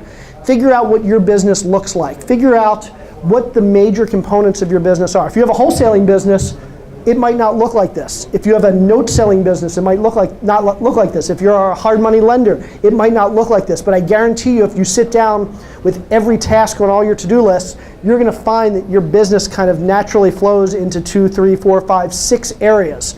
Once you do that, figure out what all the subcomponents of these areas are. So in the acquisition space, we had things like sourcing deals and getting estimates and analyzing deals, making offers, negotiating, dealing with closings. On the rehab side, budgeting and scheduling and subcontractors and all that stuff. Basically, these were all the subcomponents. And once we realized that these were all the subcomponents for each of the areas, we could then go and optimize and scale and figure out how to do each of these areas better. We could put in place systems and processes to make sourcing deals better and doing rehab estimates better and analyzing deals. So again, like a real company. So just like in any real company, you're going to have employees, they're going to have a job description, a list of things that they have to do, and they're going to have a set of documents and processes around doing those things. So we sat down and we figured out what are the things that needed to be done. And again, my wife was responsible for all of this and all of this. I was responsible for all of this and all of this. Does that make sense? Yeah. If you broke this out into a proportion of the total work, what would each of these 4 bids get? So the question is, if we broke this down into how much work each was. So we'll talk about that in a minute, but the important thing is we weren't doing most of the work. We were delegating most of the work anyway, so it doesn't matter. But if you wanted to know like the total time and the amount of money that was being spent, this was probably the biggest piece. It's just like any deal. I mean, how much time are you going to spend sourcing your deals? How much time are you going to spend when you find a deal doing the rehab? How much time are you going to spend selling it? How much time are you going to spend raising the money? The business as a whole, in general, is going to reflect what you would see on a per project basis. So this probably took the most time. This probably took the least time, but was most important. And ultimately, that took a decent amount of time. So, yeah. Sorry, does that answer your question? Okay. Okay, so that was the first thing we did. And the big takeaway here was this in and of itself isn't going to save you a whole lot of time. This isn't going to revolutionize your life. But this is going to be the basis for the things that are going to save you a whole lot of time and help you get your business on track. And if you're working with a spouse or if you're working with other employees, this is going to get rid of the fighting. It's going to divvy up responsibility. And it's going to allow each of you or yous, however many people are in your business, to kind of own their own area. Does that make sense? Okay. So number 2 is delegation. So the second thing that we realized that was huge in our business is we started hiring people, whether it was employees, whether it was subcontractors. The biggest thing you can do in your business, and also for a lot of you, the hardest thing, is actually delegating the work to other people. So I talked a little bit earlier about the work that I do in my business. My wife and I sat down and we made the decision, we are only going to do the things that we are best at and the things that earn us the most money in our business. And at the time I made an arbitrary decision, I don't remember, I think it was like $250 or $500 an hour. And basically we said if it's not earning us whatever that number was, and today it's about $1,000 an hour. If it's not earning us that amount of money, we're hiring it out to somebody else. So I like to talk about a lot of people here who here like does things on their renovations, like painting their house or stuff like that. Anybody? Okay, a couple people. Nothing wrong with that, but keep in mind, if you're painting your house, if you're doing something that you could hire somebody else to do for $20 an hour, what you're doing is you're giving yourself a $20 an hour job. If $20 an hour is reasonable, if you're happy to work for $20 an hour, fantastic. If you love painting, fantastic. But if you're trying to scale your business, you doing a $20 an hour job is only going to be earning you $20 an hour. So what we did was we said, what are those parts of the business that we could earn? And again, I think it was like $250 an hour. What are the parts of the business that only we can do? And what we found was it was these things in white that ultimately were the things that we didn't trust anybody else to do, or the things that were earning us the most money. So for example, we talked about analyzing deals. So basically being the last person to say go, no go on this particular deal. Negotiating offers. So my wife is a master negotiator. I think I'm pretty decent at negotiating. What we found is if we're negotiating deals ourselves, we're probably going to make several $100s an hour for the time we spend negotiating. Quality control. This is something that we decided was most important in our business. We weren't going to trust it to anybody else. So for a long time, every house that we put on the market, we were the last ones to walk through the house and do the punch list and do the blue tape and decide what needed to be done and didn't need to be done. Again, negotiating offers on the sales side, and then raising money. We did a lot of work with private lenders, so negotiating with private lenders was something that basically was generating us many, many thousands of dollars an hour because we weren't going to raise that money otherwise. So basically we decided these are the things we're going to do, these white things we're going to do in our business. Everything else is going to get delegated out. So we're going to hire contractors, we're going to hire employees. So who do we delegate it to? On the acquisition side, we used wholesalers. We had our project manager do some acquisition stuff. We had agents, inspectors, appraisers. On the rehab side, we used general contractors, and we used agents and vendors, and we hired stuff out, or we delegated stuff out. On the marketing side, we used the same home stager. We used the same photographer. We had our buyers work with our lender. So we had a lender that we trusted immensely in Atlanta, and basically, we would have our buyers, hopefully we would try and convince them to use him as their lender. If they didn't, we would at least require that they get pre-qualified through him. He had a 100% success rate. And this was back when people couldn't get loans back in 2008, 9, 10, 11. But if he said he could get them a loan, 100% of the time he got them a loan. So basically anybody that wanted to buy one of our houses, they at least had to get pre-qualified through him. We never had a deal fall through, as long as he was doing the pre-qualification. So this is who we were delegating to. And again, this takes a lot of work. Hiring somebody is hard. You're responsible for somebody's paycheck. You're responsible for keeping somebody busy. But this is the thing that ultimately is going to save you the most time in your business. It's the thing that's going to allow you to take your time, the 100 hours you're spending, and get it down to 50 hours or 40 hours or 20 hours. The more you can delegate, the less time you have to spend working in your business. It's the biggest thing you can do. Who here has employees, part-time or full-time? Okay, a couple of you. Who here thinks you would like to have employees part-time or full-time, but just can't bring yourself to get over that hump? Okay, a few of you.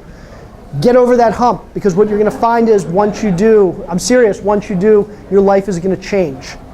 Another thing to keep in mind, you don't need to hire full-time employees. I am a big, big fan of sharing employees and contractors. So you might say, I only work on one project at a time. I can't afford a full-time project manager. I can't pay a full-time project manager enough. Fine, talk with other people in the room that also have one project. Maybe 4 of you have one project going on at a time, and you can find a project manager that you can share, basically him doing a quarter of the work for each of you. At any given day, he's going house to house and he's doing all 4 projects. You just have to pay him a quarter of his salary. Does that make sense? I found that sharing employees, sharing contractors, we do this, so we own a bunch of units in southern Georgia, apartments, and our apartments are in the mid-range, like 38 unit, we just bought a 38 unit, and what we found was the hardest thing to deal with for a 38 unit property was the management. So it wasn't big enough that we can bring in full-time property manager because we couldn't afford somebody on site, but by the same token, a mom and pop property manager just wasn't enough for a 38 unit. So what we did was we found 3 other apartment owners in the area, and we said, hey, you're having the same problem we are. Let's hire a full-time property manager. We can pay him to manage our 200 units together, and we can share them, and basically he has a full-time job between the 4 of us, yet none of us have to pay him as a full-time person. So sharing employees is huge. Okay, so number 1 was segment your business. Number 2 is take that segmentation that you did and delegate it. And again, this is the thing that's going to save you the most time in your business. Number 3, documentation. So you can have the best employees in the world. They're not going to be with you forever. And what I found is the biggest time sink for anybody that has employees, and this is universal, anybody that has employees, the biggest time sink is training. So who here has employees again? Do you guys find that you spend a whole lot of time training? Way too much time training? How many of you that have employees have good documentation for everything they should be doing? Okay, good. So it sounds like a lot of you do. Documentation is the thing that's going to make the difference between you spending hundreds of hours training your employees and being able to hand your employees a manual, spend 2 hours, and then send them off on their own. And not just training new employees, but your employees go on vacation. So what happens when my project manager goes on vacation and I want my real estate agent to step in and do his job? Well, I could spend the week basically holding her hand or his hand, teaching him how to do the job, which really doesn't buy me anything. Or I can hand them a checklist and say, hey, we have a closing coming up. Normally the project manager would do this. Here's a checklist. Go follow the stuff on the checklist, which is make a new key and make sure we have the docs and review the HUD and make sure that we have insurance in place and make sure we have the utilities turned on. These are all easy tasks, but if it's not written down, nobody's going to be thinking about it and you're going to end up doing it yourself.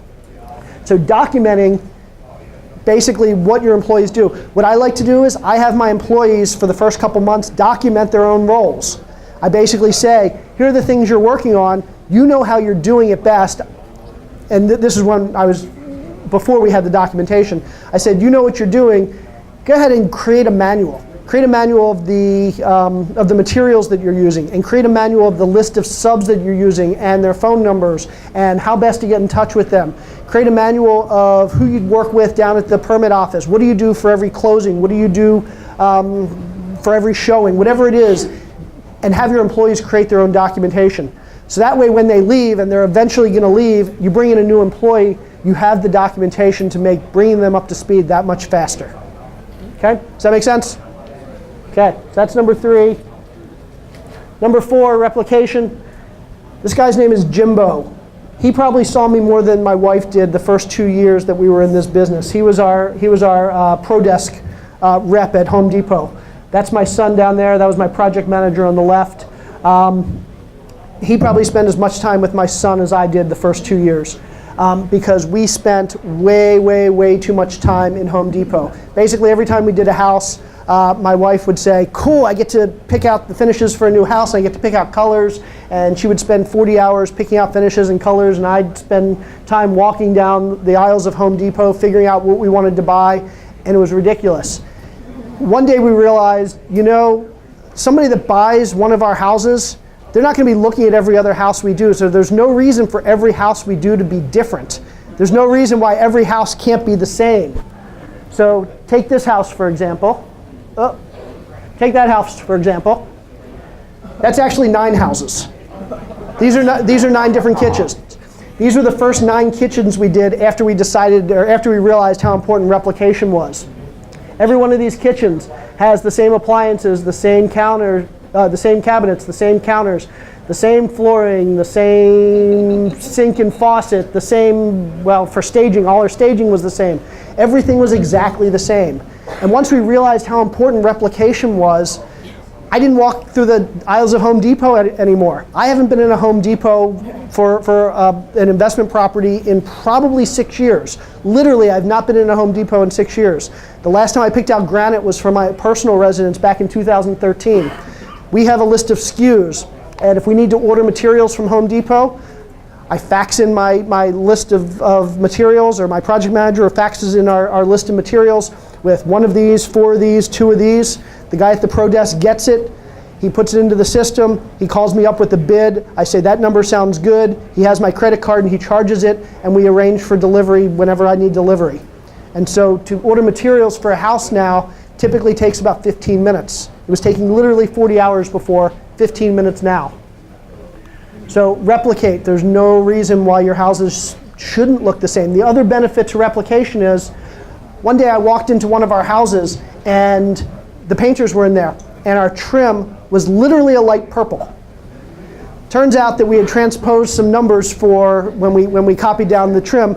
We had used the same semi-gloss white for our trim forever, but when we had written it down, we transposed the numbers. The painters saw the number, they ordered that paint, it was light purple. They never thought to question it.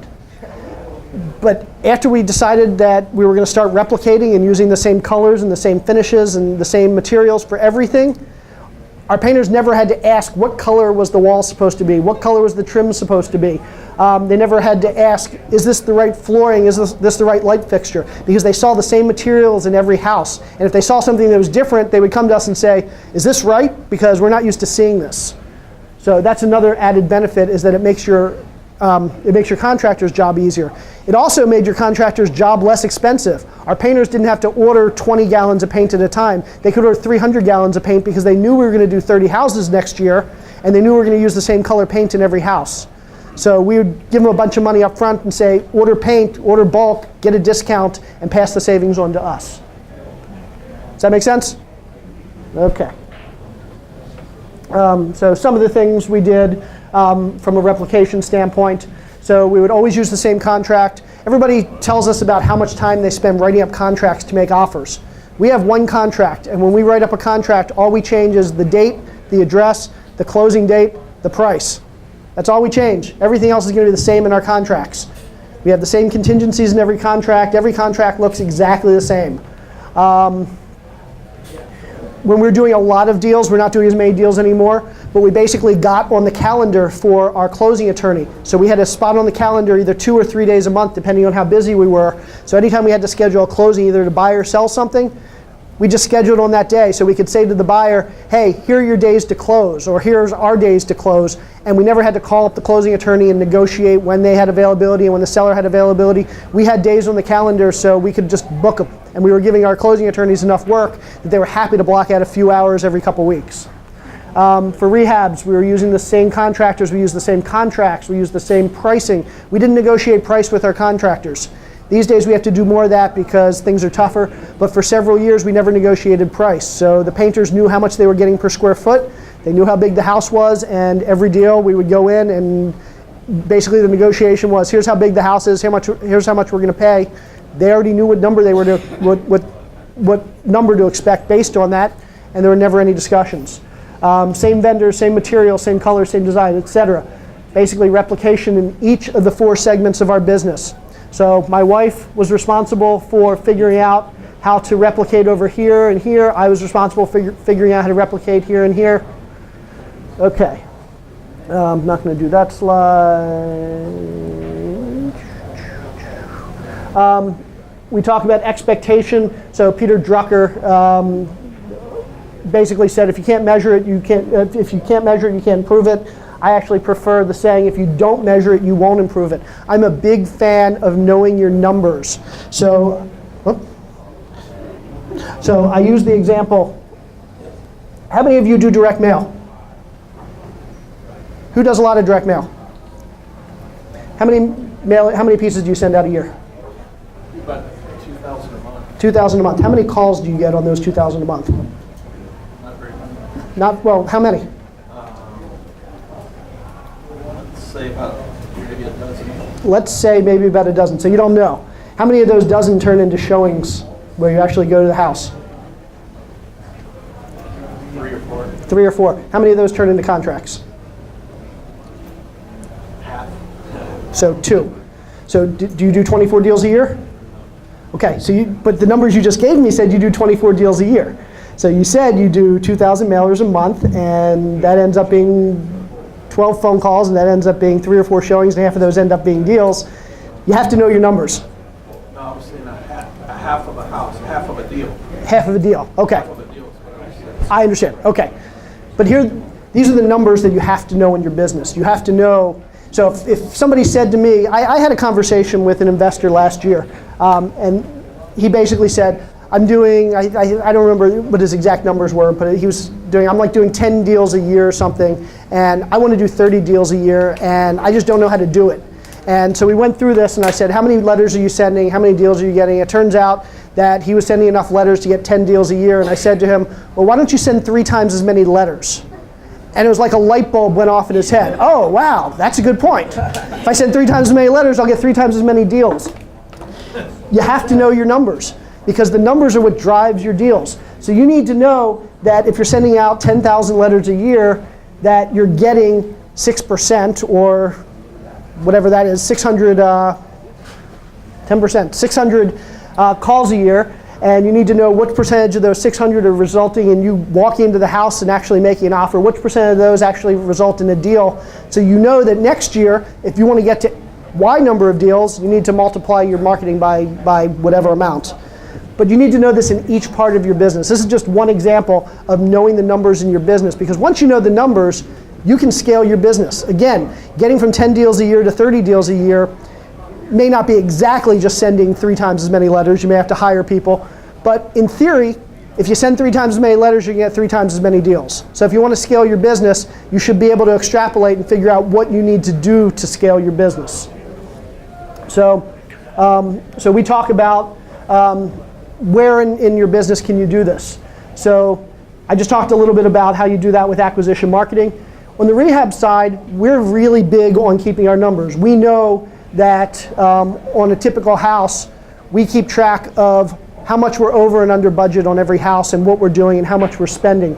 We keep track of our schedule. We keep track of our productivity and how many days contractors are not showing up to the house and how many hours they're not showing up to the house. And we take that information and we extrapolate it so that we know on our next deal, because we've been over budget by 4% on our last 3 deals, well, we're going to adjust our next deals to account for the fact that we've been over budget by 4% so that we can better estimate. We've kept track of things like weather, different parts of the year, and the permitting process and how that affects our schedules and our budgets. And all these things allow us to optimize our business and basically be able to predict. So setting expectations is all about predicting what's going to happen in your business and making decisions that allow you to predict what's going to happen in your business. This is just an example of some of the spreadsheets that we've kept. So schedule and other statistics and sale price and costs, and basically we do this for every one of our houses, and I can go back and I can tell you exactly how much we're spending, how much costs are rising year after year, materials and labor, how our schedules are getting compressed or elongated over the years. So is weather a bigger factor in Milwaukee than in Detroit or whatever? So setting expectations and knowing your numbers. So that's the 5th way that we've really been able to scale and optimize our business. And then the last thing is prioritization. So, question.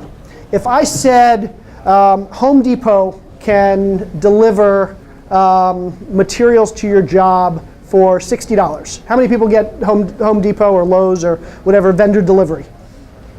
Okay, a bunch of you. Typically about $60, close enough, give or take, that's what we spend. How much do you need to spend before you're willing to spend the $60 for Home Depot to deliver to your job? If you were to do a $5,000 order, would you spend the $60 to have it delivered? Yes. Most people would say yes. If you spend $1,000, would you spend the $60? Okay, still a bunch of yes. Where's the cutoff? So how little do you need to spend before spending the $60 for delivery doesn't make sense? Anybody? 60 bucks? Okay. So you'll spend 60, you'll spend 120 to get $60 worth of stuff delivered. Okay. Anybody else have a number? Okay. So for us, the least we've ever spent, that we spent $60 on delivery, is we bought a bag of bolts. We spent $2.87, and I'm making that number up because it sounds like a good number. It was probably around that, but I'm going to pretend like that's the exact number. It was about $3 that we spent, and we spent $60 on delivery because our time is the most valuable thing to us. We prioritize our time over anything else in our business. Our time is more valuable to us than $60 or whatever amount of money it is. And it doesn't have to be that way for you. Maybe money is more important to you than time. But you need to ask yourself the question, what's more important to me, time or money? And then you need to make decisions that align with that decision. And for us, time is the most important thing. So me going to Home Depot to pick up a $3 bag of bolts wasn't worth it. Me sending my project manager to do that when he had a whole bunch of other stuff to do wasn't worth it. Me sending my contractors, I know the minute my contractor walked off the job for 30 minutes to buy a bag of bolts, he was going to be gone for 2 hours and all his subs were going to sit down and do nothing. I was going to lose a lot more than $60. For me, any amount of money is worth spending $60 not to have to spend my time or have my employees spend their time driving to Home Depot to do it. So I'm not saying that has to be the decision for you, but what I'm saying is you need to think about this. You need to think about what's important to you in your business and in your life and prioritize and make decisions that reflect that. I can't tell you how many people that I talk to who say the most important thing in my life is time. I can't get my time back. I care about time a whole lot more than money. But then when I ask them this question, the answer is, well, yeah, if it's under $500, I might as well go to Home Depot.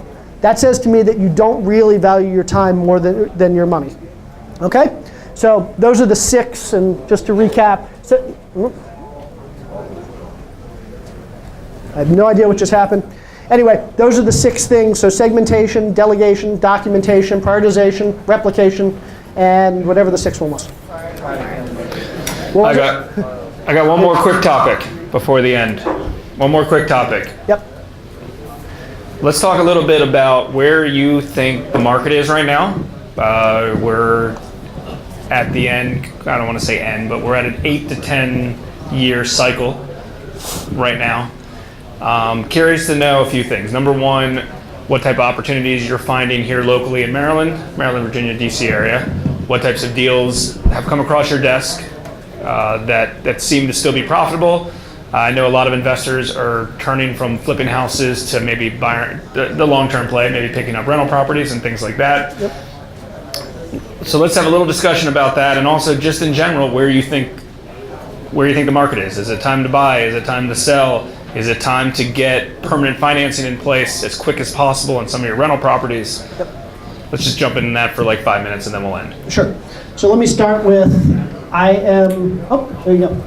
Let me start with I am not an economist, and I have this theory that the more educated you are in economics, the worse you are at making predictions.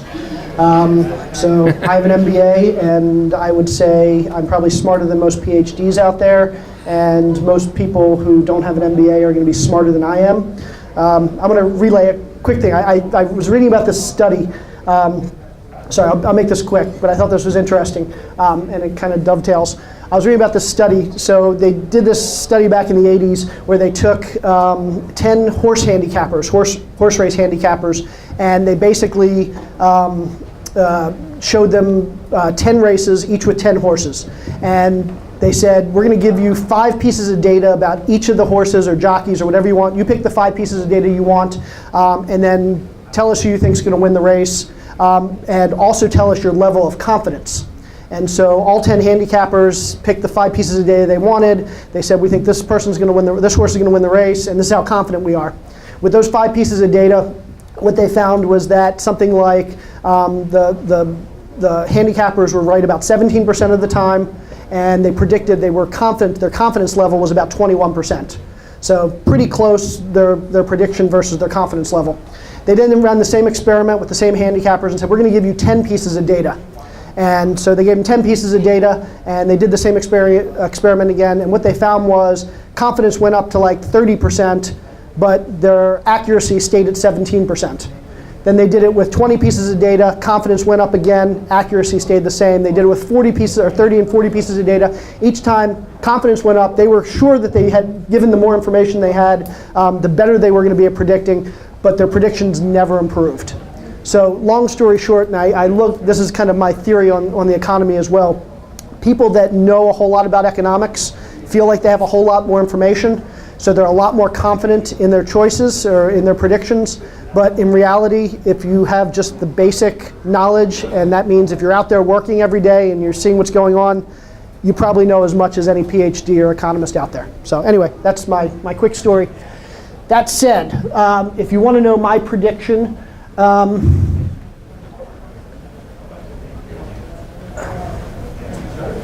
so I know a lot of people don't agree with this, but our economy, well, people agree at this point, they don't necessarily agree with my conclusion. The economy has been booming for many, many years now. And what happens when the economy booms? Well, not necessarily inflation first, but when the economy booms, the first thing that happens is companies start making a lot of money and decide to expand. So they expand their operations, they expand their inventory, they expand their locations. And when they do that, what do they have to do? They have to hire. And so they hire more people, and everything's good until you can't hire any more people. And these days, we are at the point of basically maximum employment. We're at full employment right now. Unemployment levels have been about as low as they've been at any point in the last 20 years, last 30 years. So what happens when all these businesses that are booming and want to expand, but they can't find anybody to hire?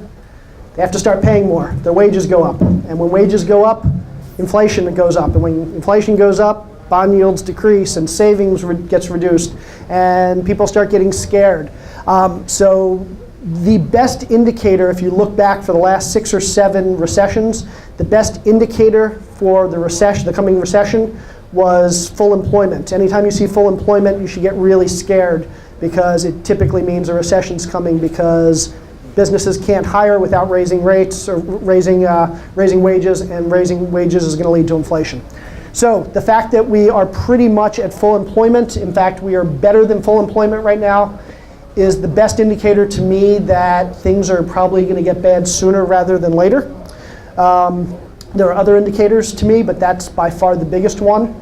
So whether that's 2 months from now, or 6 months from now, or a year from now, or 5 years from now, I don't know. But if I had to predict, I would say my prediction has been Q1 of 2018 is when we would start to see the cracks.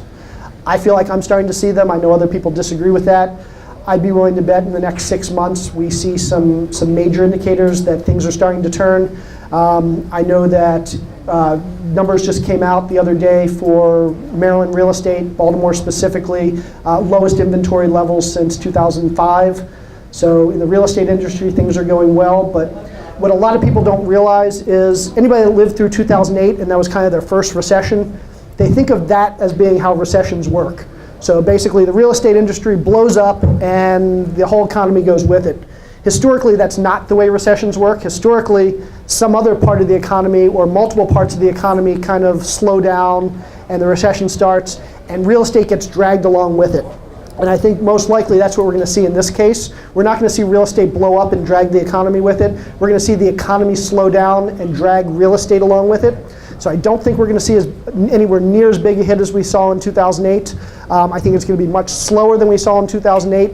But I do get the feeling that things are starting to hit a peak, and I have a feeling we're going to slow down in the next 6 to 12 months. That said, what am I doing? A couple things. One, any properties that I don't want to be holding for the next 5 years, I'm selling. Any debt that's coming due in the next 5 years, I'm trying to refinance. Anything that I financed that I can get out of the financing and get back to cash, you want to be in cash. Because let me tell you something, and anybody that was doing this in 2008, 9, 10 remembers getting financing, whether it's bank financing, whether it's hard money, whether it's private money, is really, really difficult. And cash is king. We talk about cash being king today, but let me tell you something. When financing is tight and credit is tight, cash really is king, because it's not like it takes you longer to get the money. If you don't have the cash, you can't get the money. So I'm telling people, if at all possible, get back to cash and have cash ready. I am staying away from any projects that have more than a 6-month time horizon. So I'm slowing down on my new construction, except in places where I know I can get permits and everything wrapped up in a month, and I can get construction done in 6 months. I'm staying away from high-end real estate. So anybody that's been in real estate for a while and has seen any recessions knows the first thing to slow down in real estate is the high end. So what you're going to see is before things get bad, even before you notice things are bad, what you're going to see is the stuff at the high end is going to slow down and stop selling. Anybody at the high end is going to tell you 6 months before you know there's a recession coming that a recession's coming, because they're going to see the stuff at the high end slowing down. So if you're doing high end stuff, slow down on the high end stuff, get more into the mid-range stuff. If you're buying multi-units, where do people go when the economy slows down? They downgrade. So they go from A class to B, people in B class go to C, people in C go to D. A lot more people are going to end up in public housing or with public assistance. So if you're looking to buy multi-units, stay away from the A class. I would even stay away from the B class. People that buy the C and D class properties, and especially the Section 8 and the public assistance housing in recessions, end up doing very, very well. In addition, what they tend to see is very high cap rates. So in 5 years, as they're coming out of the recession, their income statements, their P&Ls look really, really good. So you can generally sell those properties for top dollar. So if you're looking at multi-units, I would say definitely look at the C-class properties and below before you look at the A and the B-class properties. So those are my general recommendations. I don't see a lot of low-hanging fruit. these days. 2008 to 10, basically, like I said, we did REOs because that was easy. 2011, 12, 13, we did short sales because that was easy. 2014, 15, 16, we did new construction because that was easy. 2017, we didn't do much in real estate. We did a lot of partnerships and lending because really that was the only thing that was easy. 2018, so far I'm not seeing anything that's really, really easy. Anything can still be done. You can still be successful in any strategy. Just expect to work harder. When we're talking about 2019, 2020, we're starting to prepare ourselves to get into distressed notes and other types of debt and credit areas. And then hopefully wait for the recovery, hopefully in the next couple of years, and start buying again. Maybe I should have asked that question early in the night, but so it wasn't such a downer. Go ahead. Let me say this, and I say this to everybody.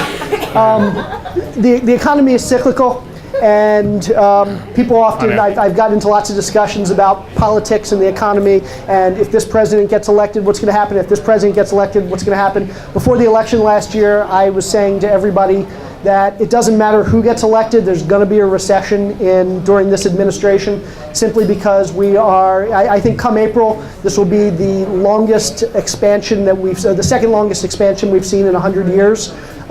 Credit cycles go in 6 to 7 year waves. We're about 10 and a half years in. Consumer credit is about as high as it's been in the last 10 years. Stock market is at an all-time high, which is great. But things tend to revert to the mean in any industry, and the same thing's likely to happen with the stock market eventually, so it's going to happen. Yeah, I mean, I think the rule of thumb is you got to diversify. You have to adjust of what's working. It's pretty safe to say that it's very hard to find an opportunity on MLS right now. Yep. And that's okay, and it's been hard for a while. So got to go back to the roots of direct marketing, working directly with sellers. You know, that's why we all come and learn and understand how to market and find lots of opportunities. I mean, just because, you know, a deal doesn't fall in your lap doesn't mean that you can't go and proactively try to find that deal, because at the right number, if a deal fell in your lap, no matter if the sky's falling, you'd still buy it, right? If you want my best suggestion for how to find properties these days, and this is what I like, it's certainly not necessarily the best, but this is what I'm doing, and I really like this. Call for rent signs, talk to the landlord and see if they're interested in selling. Because there are a lot of landlords who see this as a great opportunity to start selling their properties. They see that we're coming towards a peak. They're tired. They don't want to hold their properties for another 5 years. They don't want to hold their properties through a downturn. And so there are a lot of landlords out there right now that are looking to sell their properties. They think they can get top dollar because the market's so hot, but nobody wants to buy those properties. They're not actively marketing them. Yeah. So you have to do a good job negotiating. But I think there's a great source of deals with landlords right now who have their houses for rent. And always remember, if any landlord that has his house for rent, you're more likely to get him to want to sell than when he has his house occupied, because anytime you see a for rent sign or for rent by owner, it's somebody who is dealing with interviewing tenants and taking phone calls, and anybody that's a landlord out there knows that's not the fun part of the job. Website or phone number if want to get in touch with you? Yeah, so anybody that wants to get in touch with me, let's see if I have it on here.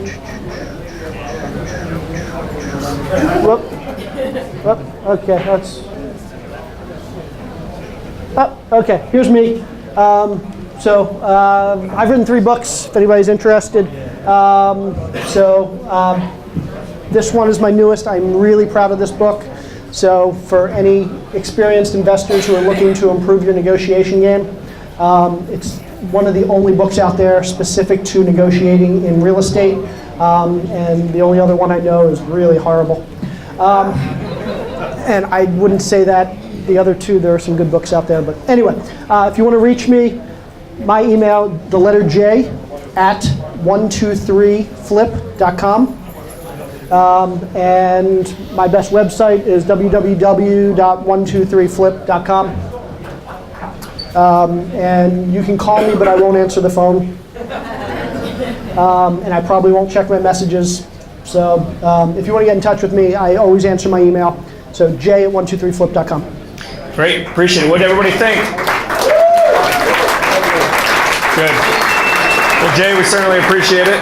Thanks for spending the last 2 hours with us. Appreciate it. Certainly Thank you. appreciate it. All right, guys, thanks again for coming. I know we went over a little bit of time, but I think it was some really good information, so it was worth doing it.